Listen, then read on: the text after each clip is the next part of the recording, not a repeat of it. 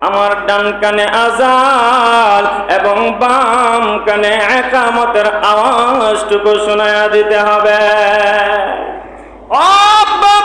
আমার ডান কানে আযানের আওয়াজগুলো শোনায়া দিতে হবে, বাম কানে ইকামতের আওয়াজগুলো শোনায়া দিতে হবে। কারণ জানেননি, দুনিয়াতে আসার পরে আমি সর্বপ্রথম যে আওয়াজটা শুনবো, ওই আওয়াজটা যেন আমি মালিকের আওয়াজ শুনতে পারি। ওগো আব্বা, অন্য কোনো আওয়াজ আমার কানে ঢুকানো চলবে না। সর্বপ্রথম যে আওয়াজটা ঢুকবে, ওই আওয়াজটা আল্লাহু আকবারের ধ্বনির আওয়াজটা আমার কানের ভিতর পদার্পণ করায়া দিতে হবে। ওগো আব্বা, যদি দিতে পারেন গো, দুনিয়াতে আসার পরে, বড় হয়ে যাওয়ার পরে আপনার হকগুলো আমার সামনে ভেসে আসবে, আপনার হকগুলো আমি পালন করতে বাধ্য হয়ে যাব। যদি আপনি এই হকটা আদায় না করেন আব্বা গো, যদি আমি আপনার হক আদায় না করি, আমি যদি আপনার খেদমতে লিপ্ত না হয়ে যায়, তাহলে আমি সন্তানকে আপনি দোষ দিবেন না, আপনার দোষটাকে আপনার গাড়ির মধ্যে রেখে দিবেন। কারণ আপনি আমার হক আদায় করেন না, আমি আপনার হক কিভাবে আদায় করব? ভাইরা আমার, এমনিতেই সন্তান, এমনিতেই বাবা ডাক দিয়া বলেন, ও সন্তান, নে নে নে, তোর এই হকটাও আমি আদায় করে দিলাম। তোর ডান কানে আযান এবং বাম কানের মধ্যে ইকামতের আওয়াজ শোনায়া দিলাম। মুহতারাম হাজিরিন কেরাম, বাবা ডাক দিয়া বলেন, শোনায়া দিলাম, তোর হক আদায় করে দিলাম। সন্তান বলে, বাবা গো, আমার আরো একটা হক বাকি রয়েছে।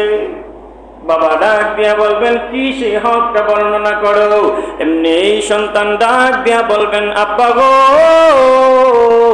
দুনিয়াতে আসার পরে আপনি সর্বপ্রথম আল্লাহর নামের ধ্বনিটা আমার কানের মধ্যে প্রবেশ করায়া দিয়েছেন। ওগো আব্বা, ডান কানে আযান দিয়েছেন, বাম কানে ইকামত দিয়েছেন।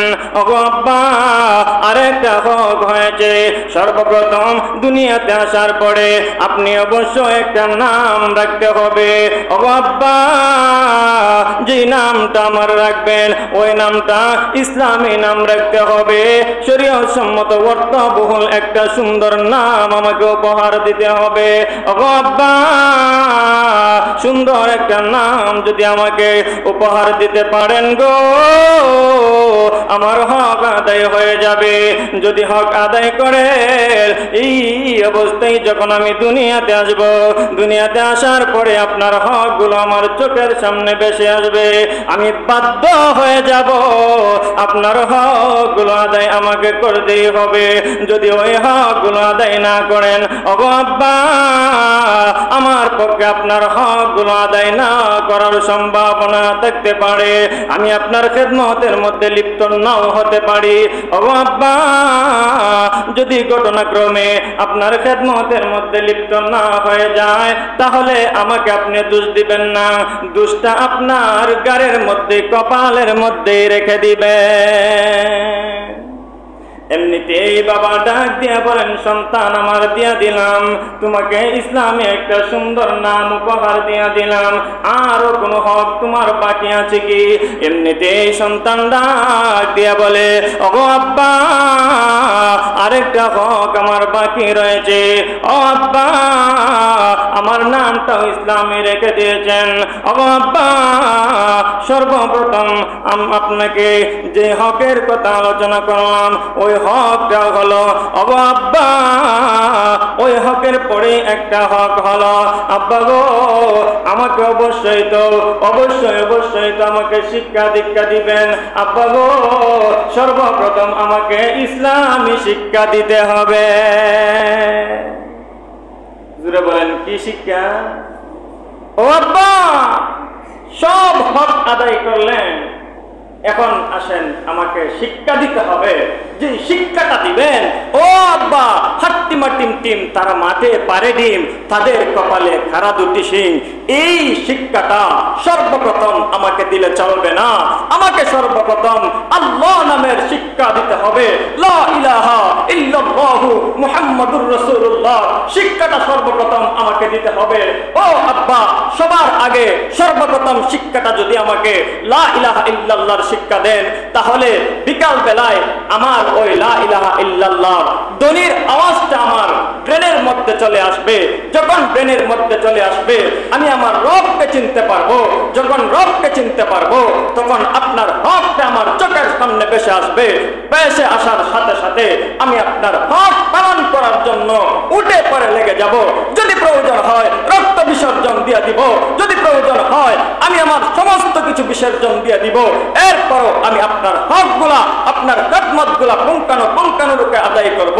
ও বাবা, যদি আমাকে ইসলামী শিক্ষা দিতে না পারেন, তাহলে ইসলামের মধ্যে, কোরআনের মধ্যে, হাদিসের মধ্যে বাবার কি সম্মান, মায়ের কি সম্মান আলোচনা করা আছে। ও বাবা, যদি আমাকে হাট্টিমাটিমের শিক্ষা দেন, তাহলে আপনার সম্মানের কথা আমি শিখব না, মায়ের সম্মানের কথা আমি শিখব না, আপনাকে কিভাবে খেদমত করতে হবে শিখব না। সুতরাং আপনার খেদমত করা আমার পক্ষে সম্ভব নাও হতে পারে। যদি সম্ভব না হয়, আপনি আমাকে দোষ দিবেন না, আপনার দোষটা আপনার কপালে রেখে দিবেন। ঠিক কিনা জুড়ে বলে? এমনিতে বাবা ডাক দিয়ে বলেন, বাবা রে, তোমাকে ইসলামী শিক্ষা দিতে হবে, ইসলামী শিক্ষা দিতে হবে। ইসলামী শিক্ষা দিয়া দিলাম।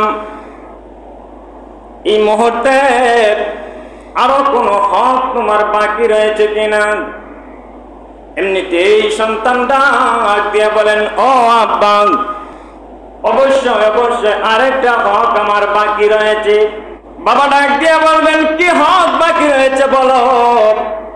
এমনিতেই সন্তান ডাক দিয়া বলবেন, বাবা গো, আরেকটা হক যেটা হলো, আমি যখন প্রাপ্ত বয়স্ক হয়ে যাব, আমি যখন বড় হয়ে যাব, আমাকে আপনি সুন্দরী এবং নেককার একজন মহিলা দেখে বিবাহ করায় দিতে হবে। ওগো আব্বা, আমি যদি মেয়ে সন্তান হই, আমাকে একজন আল্লাহওয়ালা, একজন বুজুর্গ, একজন ভালো ছেলে দেখে আমাকে তাড়াতাড়ি বিবাহ দিতে হবে।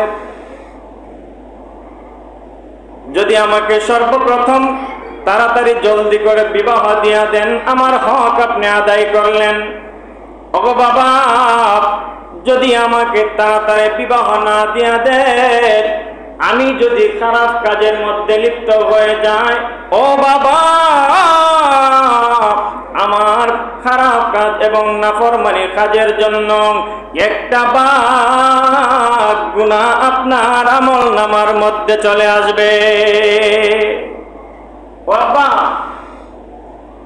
সব হক আদায় করলেন, দুনিয়াতে আসলাম, দুনিয়াতে আসার পরে আমি প্রাপ্তবয়স্ক হয়ে গেলাম।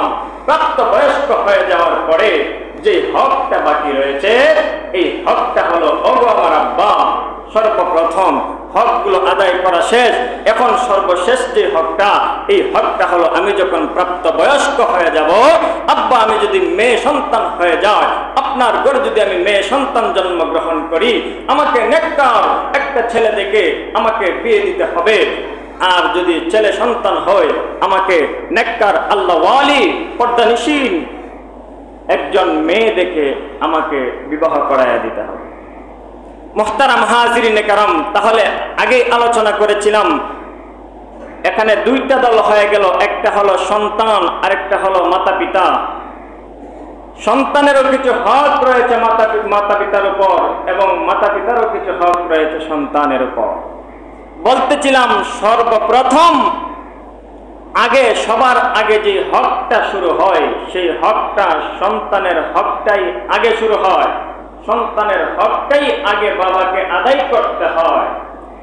বলেছিলাম, সন্তান জন্ম হওয়ার আগ থেকেই তার হক শুরু হয়ে যায়। সন্তান জন্ম হওয়ার আগ থেকেই তার হক আপনাকে আদায় করতে হবে। আদায় করতে করতে করতে করতে করতে করতে সন্তান দুনিয়াতে আসবে। সন্তান দুনিয়াতে আসার পরে সন্তান প্রাপ্তবয়স্ক হয়ে যাবে। সন্তান যখন প্রাপ্তবয়স্ক হয়ে যাবে, ওই সন্তানের চোখের সামনে আপনার হকগুলো স্পষ্টভাবে ভেসে যাবে। ওই সন্তান তার শরীরের রক্ত বিলীন করে দিবে, সেই সন্তান তার জীবন বিলীন করে দিবে।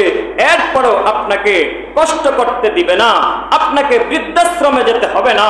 আপনাকে অবশ্যই অবশ্যই ওই সন্তান আপনার হক খুঁজে খুঁজে বের করে পুঙ্খানুপুঙ্খানুরূপে আদায় করবে। আর যদি এগুলো না করতে পারেন, তাহলে ওই সন্তান যদি আপনার সাথে ভালো আচরণ না করে, আপনার হকগুলো যদি সে বুঝায় না দেয়, তাহলে সন্তানকে দোষ দেওয়া যাবে না। দোষ দিতে হবে আপনার গায়ে, আপনার কপালে দোষ দিতে হবে।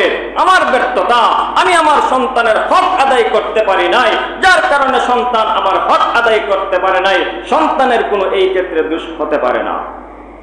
মুহতারাম হাজিরিনে কেরাম, এই জন্য যে আয়াতে কারিমা তেলাওয়াত করেছিলাম, এই আয়াতে আল্লাহ রাব্বুল আলামিন